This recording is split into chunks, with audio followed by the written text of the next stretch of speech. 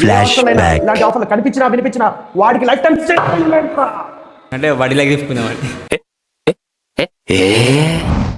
తరుణ్, మన ప్రియాంశి హాస్టల్లో గివే ఆఫర్స్ ఉన్నాయి కదా, 3 ఇస్తున్నాం కదా మనం. ఏదొస్తే నువ్వు హ్యాపీ ఫీల్ అవుతావు? స్కూటీ వస్తే హ్యాపీ ఫీల్ అవుతాను. దేనికి?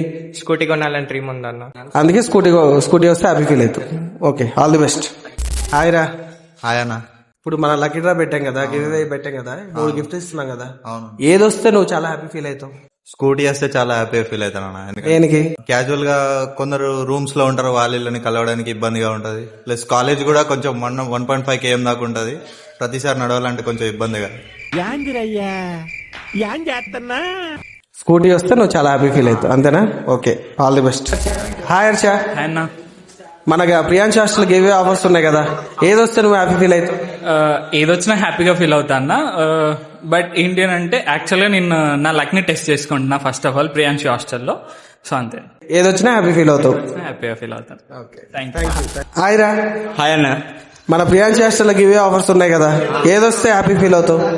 నేను క్యాష్ చేస్తే హ్యాపీ అనుకుంటున్నా. దేనికి రా? వడిలాగా తిప్పుకుందామని.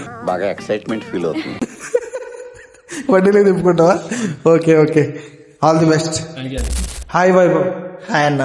మన ప్రియాంశి హాస్టల్లో గివే ఆఫర్స్ ఉన్నాయి కదా, ఏదొస్తే నువ్వు హ్యాపీ ఫీల్ అవుతావు? స్కూటీ అనుకుంటున్నా అన్న. స్కూటీ వస్తే హ్యాపీ ఫీల్ అవుతావు.